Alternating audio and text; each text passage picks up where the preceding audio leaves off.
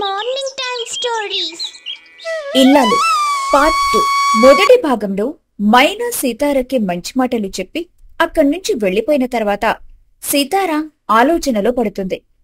సీతార తన భర్త వచ్చేలోపు తనకు కావాల్సిన వంట సిద్ధం చేసి ఉంచుతుంది.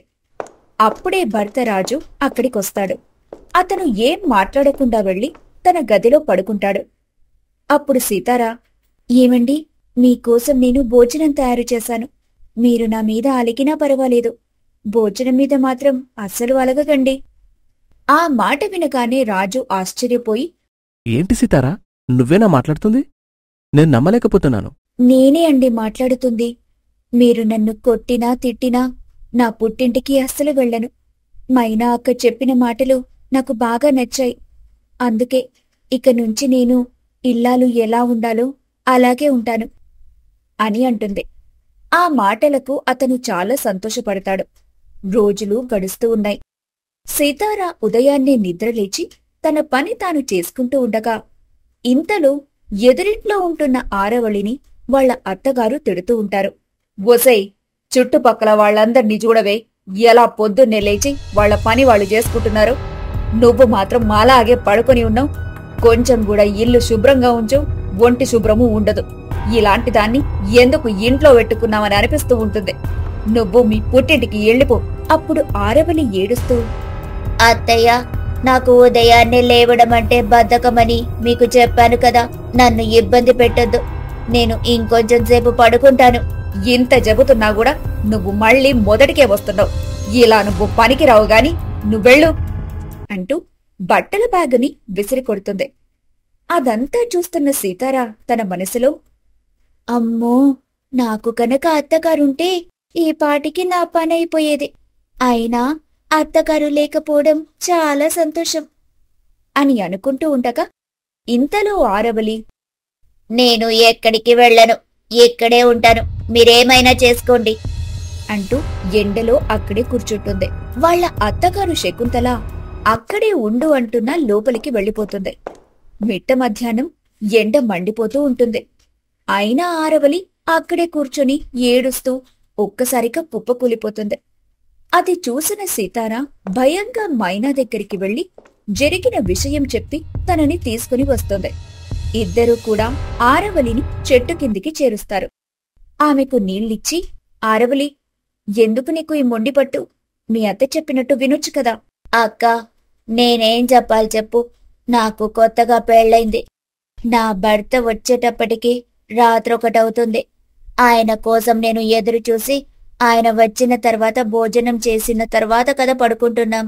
ఆ సమయంలో పడుకొని ఉదయాన్నే 5 గంటలకి నిద్ర లేవాలంటే ఎలా చెప్పు? మనిషికి రాత్రి సమయంలో 2-3 గంటలు నిద్ర సరిపోతుందా? ఆ విషయం మా అత్తగారికి అర్థం కావటం లేదు. నేను ఉదయాన్నే నిద్ర లేవట్లేదని మాత్రమే చూస్తుంది, కాని ఎందుకు లేవటం లేదో ఆమె అర్థం చేసుకోలేకపోతుంది. నాకు అర్థమైంది ఆరవలి, పరిస్థితి ఏంటి అనేది. నువ్వొక పంచి, నువ్వు ఉదయాన్నే నిద్రలేచి నీ పనులు ముగించుకొని మధ్యాహ్నం భోజనం చేసి ఆ తర్వాత విశ్రాంతి తీసుకో. అప్పుడు రాత్రి సమయం నీకు నిద్ర పట్టదు.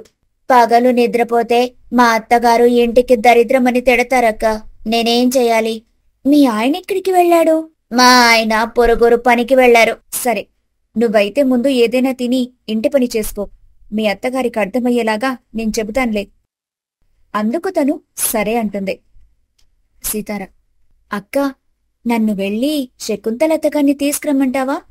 ఆమె దగ్గరికి మనమే వెళ్దాం సీతారా, ఇప్పుడు కాదు, సాయంత్రం వెళ్దాంలే అని అంటుంది. అందుకు సీతార సరే అంటుంది. ఇక ఆరవలి కూడా ఏమీ మాట్లాడకుండా అత్తగారి ఇంటికి వెళ్లి తన పని తాను చేసుకుంటూ ఉండగా, ఎందుకొచ్చావ్ అంటూ ఆమెని తిడుతూ ఉంటారు. అయినా ఆరవలి దాన్ని పట్టించుకోకుండా తన పని తాను చేసుకుంటుంది. అత్తగారు ఇంకేం మాట్లాడకుండా వెళ్లిపోతారు. ఇక సాయంత్రం అవ్వగాని మైనా సీతార ఇద్దరూ కూడా ఆమె దగ్గరికొస్తారు. ఆమెతో మాట్లాడుతూ ఉంటారు. అత్తయ్య, కొత్తగా పెళ్లైన వాళ్లు ఎలా ఉంటారో మీకు తెలీదా? మీరెందుకు అమ్మాయిని అంత ఇబ్బంది పెడుతున్నారు? ఇల్లు శుభ్రం చేసుకోమనడం తప్పు కాదు కదా అమ్మా. ఎప్పుడో 12 గంటలకు నిద్రలేస్తుంది. పాచిమొహం కూడా గడుక్కోకుండా టిఫిన్ అలాగే తింటుంది, టీ తాగుతుంది. మొగుడికి క్యారేజీ పెట్టమంటే అస్సలు పెట్టదు. వంట చేయడం రాదు, ఇంటి పని చేయడం రాదు. ఏం చెప్పినా రాదని చెబుతుంది. అలాంటి దానికి నేను బుద్ధి చెప్పాలా చెప్పకూడదా? మీరే చెప్పండి.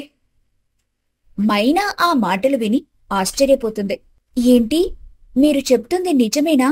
ఒకసారి ఆమెని పిలవండి అని అంటుంది. అత్తగారు మీరే పిలవండి వస్తుంది అని అనటంతో వాళ్ళు ఆరవలిని పిలుస్తారు. అత్తగారు చెప్పిన మాటలన్నీ కూడా ఆరవలి నిజమే అనటంతో, అక్కా, నువ్వు నాకు బ్రెయిన్ వాష్ చేసినట్టు ఆరవలికి కూడా బ్రెయిన్ వాష్ చేయాలనుకుంటా. ఒక్క అరగంట ఆరవలిని మన ఇంటికి తీసుకెళ్దాం పదక్కా అని అనటంతో మైనా ఆరవలిని తన ఇంటికి తీసుకుని వెళ్లి తనతో ఇలా మాట్లాడుతూ ఉంటుంది. చూడు, నీలో లోపాలు పెట్టుకుని అత్తగారిని మాట అనటం సరైంది కాదు.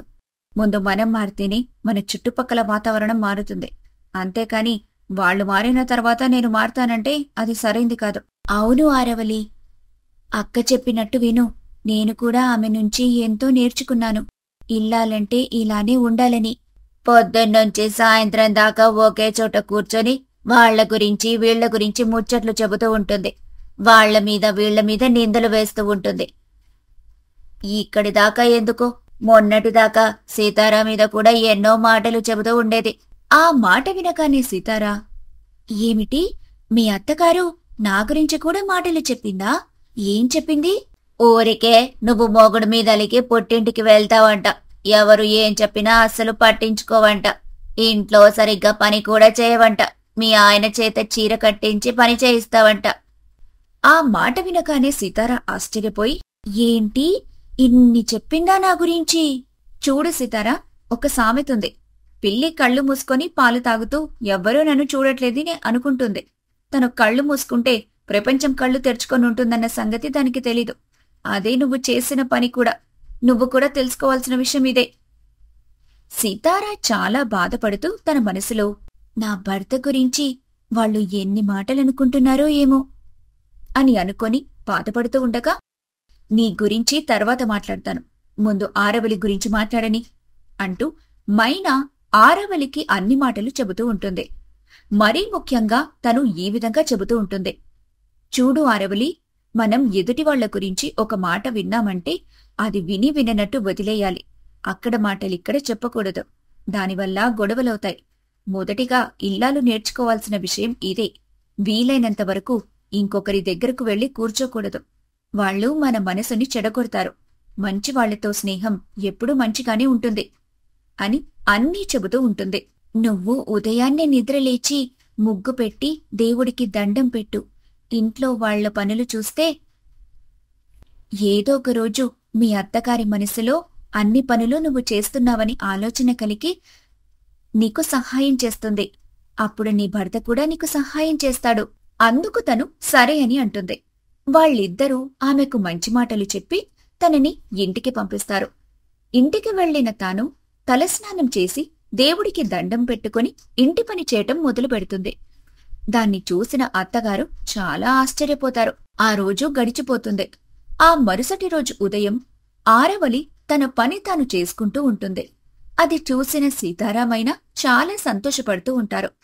తన భర్త రమేష్ ఆరవలితో చాలా ప్రేమగా మాట్లాడుతుంటాడు. అరవలి, ఇల్లు ఇంత శుభ్రంగా ఉండటం నేనెప్పుడు చూడలేదు. నువ్వైతే ఒక అద్భుతాన్ని సృష్టించావు. దానికి ఆరవలి చాలా సంతోషపడుతూ, ఇదంతా మైనా సీతారా చేసిన పనే అండి. వాళ్లే నేను ఎలా ఉండాలో చెప్పారు. అలాగే నేను మన హోటల్లో పని కూడా చేస్తాను. మన పని మనం చేసుకోవడంలో తప్పేం లేదు కదా. దానివల్ల కొంత డబ్బు కూడా మిగులుతుంది. పని వాళ్లకిచ్చే జీతం మనం దేనికన్నా ఉపయోగపడేలా చేయొచ్చు. ఆ మాటలకి అతను మరింతగా సంతోషపడతాడు.